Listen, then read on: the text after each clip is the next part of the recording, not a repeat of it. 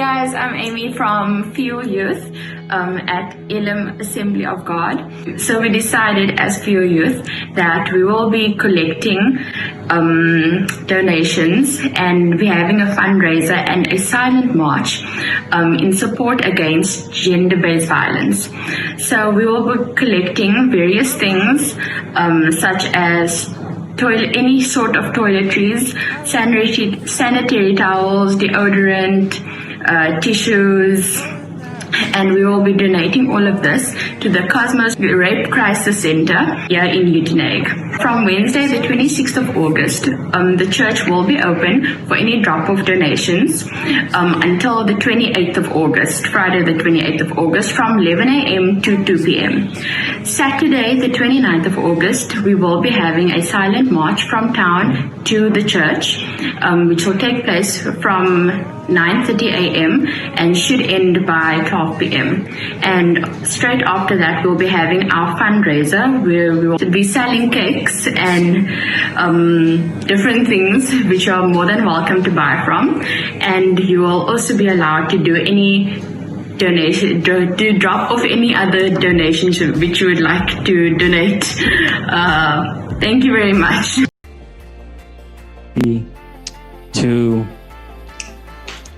Welcome to the Fuel Youth channel. Thank you so much. No, wacht. Hey, gosh.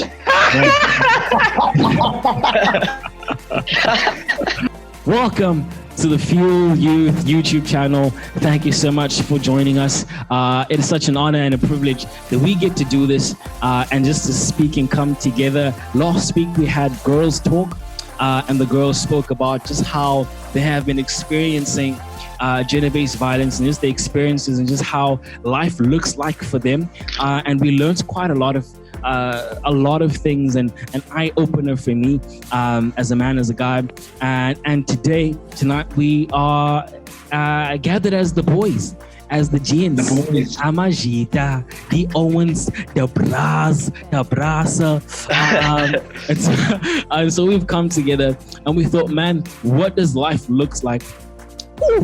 What does life look like on the other side of the spectrum? I think when we get to look at both sides, we begin to learn so much more. Because I believe that, in order for us to beat this pandemic, as Uncle Cyril would say, type of thing, in order for us to beat this pandemic, to beat this social injustice, we need to actually work together, come together, work together, and find solutions as man, as woman, because together we can achieve great things. And so I just want to thank everyone for joining us, man. This is such an amazing honor. Thank you so much. We have an amazing panel that has come together, the Jeans, the Brasa. We have 2 guests and 3 familiar faces, 4 familiar faces. Actually, all of you are familiar faces. This is Fuel Fam type of thing. We have the one and only Luto Nodi, the worship leader. He is, but Luto is one of our amazing leaders at Fuel Youth, is a worship leader. So thank you so much, Luto, for joining us. And then we have Liema Moni. He's one of our team leaders that is joining us. He's he's one of our hype men, front of house, always brings the vibe. Hi, Liema. Hey, I'm watching you. So he is such an amazing leader. So thank you so much for joining us, Liema. And then we have Atlumile, the president. I don't know. I don't want to call him the head boy because it's controversial, but we call him the head boy. He's also one of our amazing team leaders. So thank you so much for joining us, Atlumile. He's actually the head of SEA. Deputed by Luto Ngondi. So we have influences in high places, bro. This is Fuel Youth. High places, connections. And then we have right over here the man, we call him Chris Brown.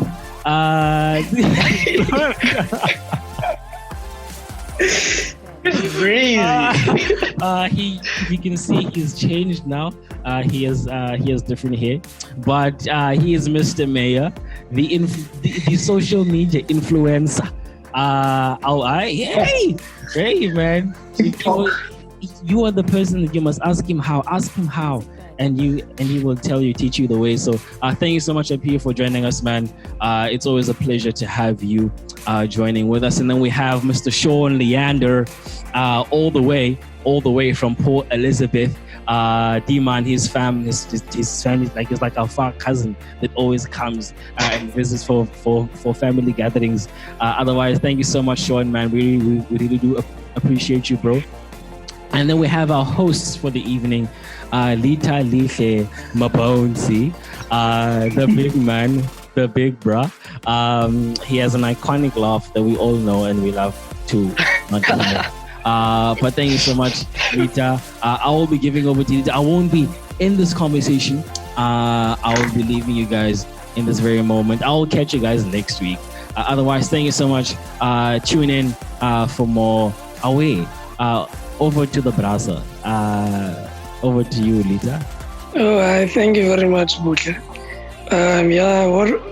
So like we're all familiar with each other, and Butle gave us a nice introduction. Remember to donate as well. Guys, so this conversation and this discussion is just about gender-based violence in South Africa and just gender-based violence in your life, whether we experienced it or not, or just what your opinions about, because we heard the girls speak about it and we just like, it was nice hearing it from them. From our sides, from guys, so we can understand it better and understand how they feel about it better.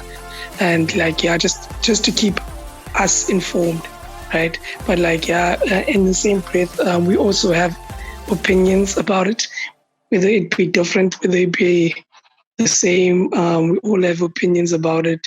It's affecting our country in such a massive way, actually, that we cannot avoid it. And this is just opening up a platform for us to speak about it and just discuss it as gents. And so guys, I'm going to give you guys a series of questions that you've already read through, hopefully. Then you guys can just comment on it and just speak about it and just share your thoughts and your memories and everything about that, and I want to speak and just but always but if you feel motivated to interject, you may. So the first question would be in which ways has gender-based violence towards women been normalized amongst us as guys and our community as guys? How has it been normalized in our society as guys?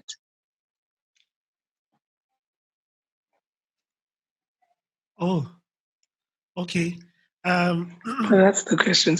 Okay. Let me just start. In which way has GBV been normalized? Ne? Yes, I think for me, what came to mind immediately was power. I think it's an abuse of power. I think we as males have been given power, and we've been given power because we're physically stronger, because of our genes than women. And now we have that power and we abuse it, because I think of high school. I think of when we're young, how we are brought up, how when you do something wrong, you get punished. So you punish the child or you punish the weaker person to teach them the way. And then that makes me think of how men translate that into relationships. And now they're punishing their wives and punishing other people for doing something wrong. For when a girl rejects them, they're saying, "Hi, that's not right," and they want to punish as if they are the older person, the better person. And for me, the thing that came to my mind when you were speaking about gender-based violence and it being normalized is that abuse of power and thinking we can just punish people and just hit people. It's changed from punishment to being abuse. If I can just jump in here, can I jump in? Yeah, certainly. I think for me, it's not necessarily like the gene itself, but rather the little things that actually support GBV that have been normalized amongst my group of guys, or so to speak. For example, if you watch football, you would know that a team in the name of Barcelona Club was badly beaten in a tournament league by a team called Bayern Munich Football Club. Um, they were very badly beaten, and a common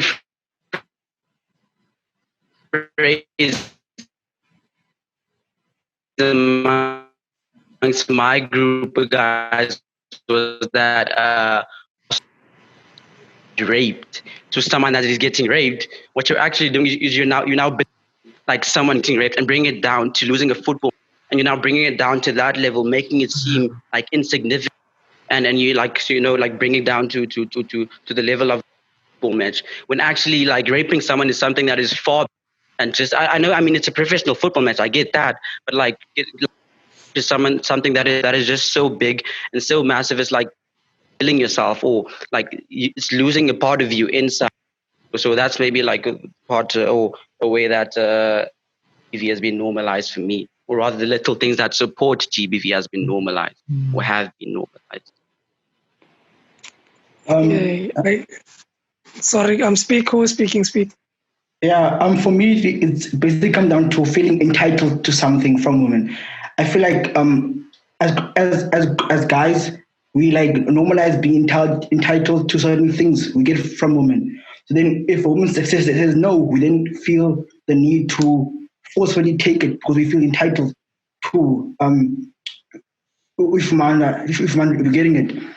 Whereas also, I feel like a mistake that we all do as guys, we don't necessarily speak to our friends like innocently, little things. We don't like stop them. So like, if for example, if I tell my friend that, oh, my girlfriend didn't want to kiss me last night, and then he'll be like, you must show who's the man, who wears the pants in the relationship. Whereas then in my mind, it's like I have to forcefully get it from her instead of like respecting her decision and respecting her body, because it's not mine. So you feel entitled. And as kids, well, I saw it like as a normal thing for guys to think from women. So as a kid, I grew up thinking it's normal. But obviously, when I got older, I got taught that from my father and my older figures that it's always no. And I feel like some guys who don't have father figures, who don't have older men to like say no is no, not supposed to do that. They grew up like, no, I'm thinking that it's normal for me to take something from a woman because I am the man. I wear the pants in the relationship. Yeah, I just want to add to like what Api was saying and the other guys were saying is like what I was thinking about is that the role or the characteristics that are kind of put on a man and a woman, and then what shapes those characteristics, like Api was speaking about power, like those are, how can I say, those are certain things that are shaped as we grow up, like from small already. We're shaped to, as a man, you need to do this. Like one thing that always sticks with me is like boys don't cry. That's one thing that like as men we told that you don't cry, you don't show your emotions and stuff like that. And it's, I think, just the way society and the way the world shapes the way we grow up as young men and young women. It's like we kind of have to we molded in that image, and that's where like things like power as a man, you see bodybuilders and stuff like that, like they need to be strong and stuff like that. Where there's a woman, you have more of the nice figure and stuff like that. But yeah, like it's just that the, how can I say, that role and how it is shaped as we grow up. And yeah. Yes, Ludo. Oh, yeah, like I 100% agree, like with everything that was said. But yeah, like kind of like a different like aspect of it, but not too far from it. Like one of the stuff I jotted down to answer that question was the direct and indirect verbal abuse that is normalized like amongst us, like stuff like slut shaming and like like those locker room talks type of things where we belittle women and like we objectify them and we call them names. It's so like normalized to the point where like even the women themselves tend to like adapt to it, and they start to call each other like those names and stuff like that, in like an effort to kind of, I don't know, like kind of bring value to those names again. I don't know. But yeah, and also like how like we also have normalized like stuff like catcalling and like, yeah, those type of things. It's like it's very normal. And we tend to forget that it's also like a form of abuse, because it is verbal abuse and stuff like that. Yeah. If I can just add like something very small said, yeah, if that's okay. Yeah, let me speak. Can I just you? Yeah, like it's really not that much. I think what Luto really, or what I'm saying is not that sorry, but what Luto said is like um really really true. Like, and it's not even the point of it being normalized, but rather it's like glorified, for lack of a better word. It's like encouraged to do that. If you're now someone that does that, if you do things like catcalling and calling women sorry by certain names, you are now seen as more of a man who doesn't. So it's not even a marginalization, but rather glorification. I don't know, but yeah, I just felt like I had to add that. Yeah. Can I just add one thing to what Atlumile said? Was this to what he said? It's like seen as being cool or something like that, especially like around young men and stuff like that. When you call a girl a certain thing, when you call her a dishwasher or something like that, it's like it's seen as being cool. With guys, the whole squad is laughing when you call them names like that, and be like, it's just like it's so weird, and it's like these names like that just come out of like they do come from somewhere, but they just come out of nowhere at the same time. But like I think it's like it is much deep. It is much deep. Like Apiwa said, like Sean said, it's like how we are raised, how we are taught. Like okay, girls, need to do certain jobs, and guys, you're supposed to be the guy and the man in the house taking charge and doing all of this. Yeah, in some cases, yeah, it is. It like in some cases, yeah, but like in not all. When it becomes abusive, when it becomes like when it goes to the point of putting people down, it's just like that's where I just like. But like I do agree with having like Liam said, having strong, loving father figures who are not abusive and not was this not or not ugly or full of hate and towards people. It's just it does help, and like it helps develop a person, whether we like it or not. We need strong men in our lives. We need strong, loving father figures in our lives. And yeah, that's just okay. That's me on that topic. So like yeah, so the second questions would be like, so we yeah. So the second question would be, how has your upbringing or the elders and your family around you contributed to stereotypes and sexism, which contributes towards gender-based violence? So it's the elders around you and your family, and how are they contributing to stereotypes and sexism? You okay? Can I answer? Yeah, go for it. Okay. Like for me, an example that I can use where like this thing has been promoted and stuff. It's not like the example itself might seem, but rather the implications of the example is what I'm really. And the example is like, for example, in my household, whenever I am asked to like anything like food to guess, I am told to always man first and then the woman. If like there's a man, I always start with the men and then the woman. And that's not just like the example that I'm using. It's literally how shape of the balance of the culture under which I grew up. Like the implications of that to me is that like men are now more important than women. Because like in those examples, there are absolutely no reason why the men are seen as more important in that specific example. And hence now that is implying that like like how can I put this? Men are more important than women, full stop, in like everything. So that's maybe how I see it. I don't know if that makes sense. And Right, perfect, sir. yeah, I'd also like Sorry. to add to what Ahlumilo was saying. It also kind of ties in with the previous question about GBV, because for me, like I always say, that GBV doesn't start with GBV. It does not start with rape and molestation and all the other things and abuse. It starts with the power dynamic. It starts with gender inequality. That's the big problem, gender inequality. So as we grew up and how our parents grew up and their parents, there was gender inequality. So the male was more powerful. So that is why our grandfathers, our fathers will be the one that is served first. That's what we saw. That is why the gender roles, they made women be in the kitchen and stay in the kitchen.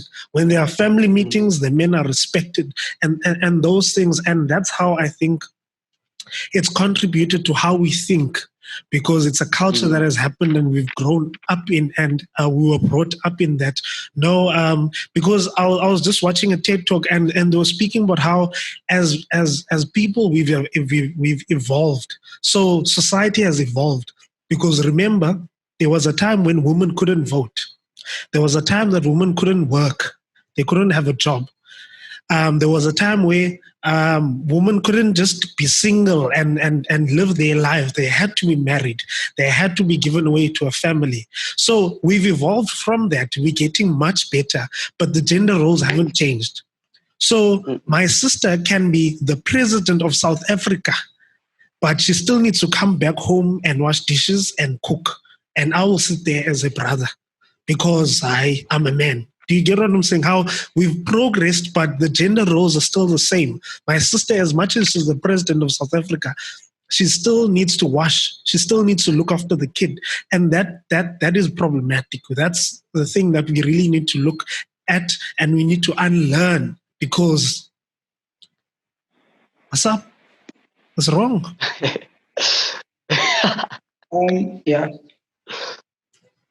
So like this kind of ties in with up here, where like for me when I grew up at my grand's house. So like for the first 5-6 years of my life, I grew up at my grand's. So there were like 8 of us. For like most black kids who grew up, like there were many.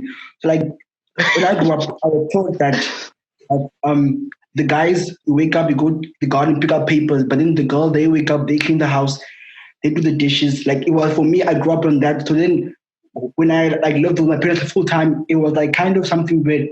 My mother was like, because in my house there were only 2 boys, it's only me and my brother. So my mother was like, yeah, I'm a course dish. And I would say that I'm not a girl. I must like, it's something that I had to like unlearn, and I had to, and thankfully I did at a young age, that not later now. So that was something that I was taught, that girls need to cook, girls need to, and then guys were doing the manlier tasks, because girls can't do it. It was something I was taught, then I had to unlearn it at a young age, and I'm thankful that I did. Yeah, I love what Liam said. Like similarly in my household, like it's just me and my brother, and like there's only boys, and then my mother, and my father. And one thing that my mother's always like instilled in us is or kind of like put on us to do, is that do the dishes and those kind of chores around the house. And it goes back to like up here, you said the first question. It's like the shaping of a young man, like the roles that you play in a household. Like, are you doing the dishes? Are you maybe hanging up the washing? Those kind of things. Because like as young children, like everything that I see, I perceive. So growing up, what I see, if he is every day is waking up early, he's going to work, then that is the role I see as a man. But if I see a woman, she's cooking and cleaning, that's the role that I see them do. So that's kind of, I put them in that kind of box.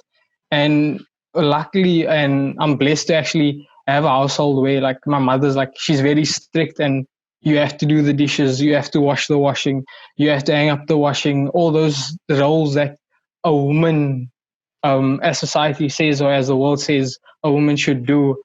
And I think it just starts, like we said, it's kind of a generational thing. It's a shaping already, a molding of a characteristic that kind of should be, how can I say, equal and balanced between the two genders. Yeah.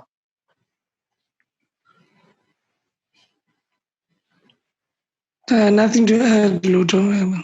Oh, I was gonna say something like kind of different in it. More so like how like kids are treated like when growing up and stuff like that. Because something that I noticed, I think Polisa touched on it last week when they were having their talk and stuff. It's like when I would like go out and like play with my friends and whatnot on the street, I would literally like be allowed to come back like at 8 o'clock type of thing, like at night, and no one would stress about it. But then, like, if my sister were to go, like, she's older than me, by the way, like, she's like a decade older than me. But, like, if she were to go to, like, the shop or something or whatever, she'd always have to go with, like, a dude or whatever. And, like, that was normalized and we never understood it, but it's still, like, kind of like a stereotypical thing that girls, like, are weak on their own and, like, they can't really, like, I don't know, like, survive without a dude type of thing all the time. Yeah. Yeah.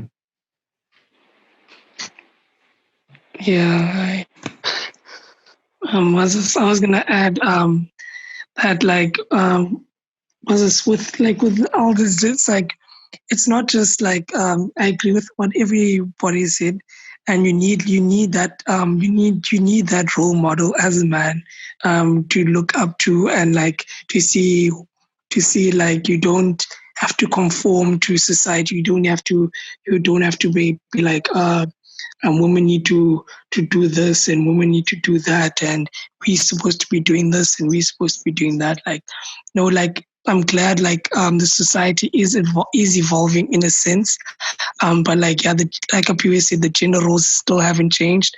Hopefully, the more we more we evolve as a society, that starts to change, and we start to break that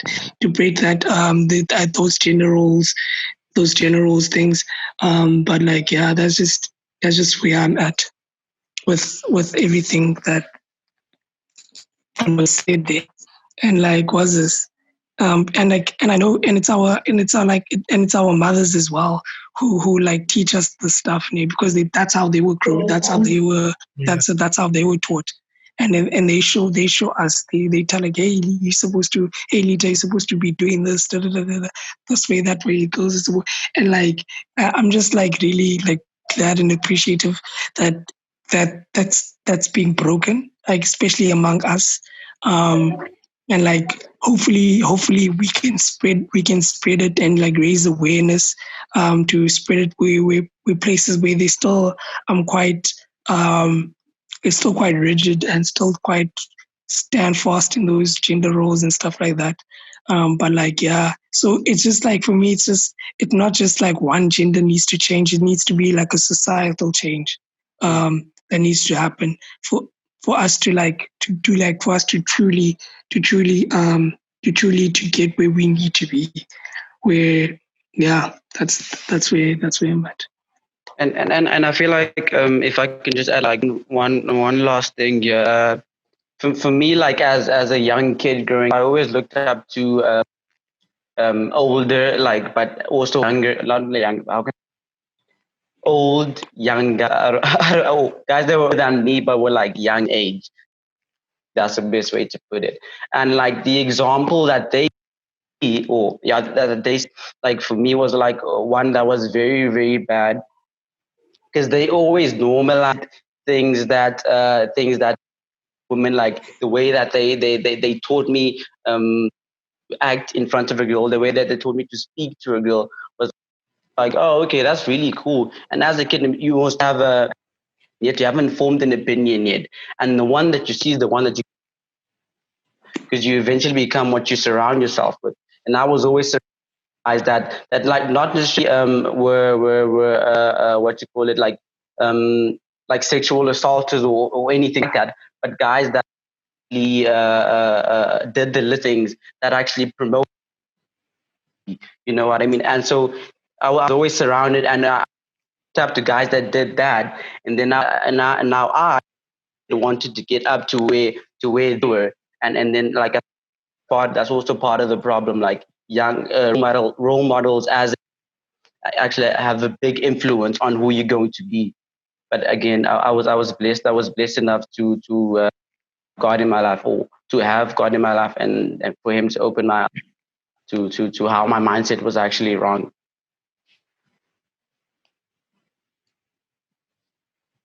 Okay. So sorry, guys. Yeah, thank you, Atlimili, for sharing.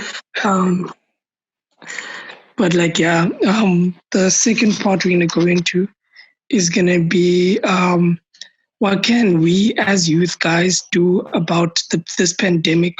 In which ways can we like stand up towards other guys and stand up for women against gender-based violence and all that?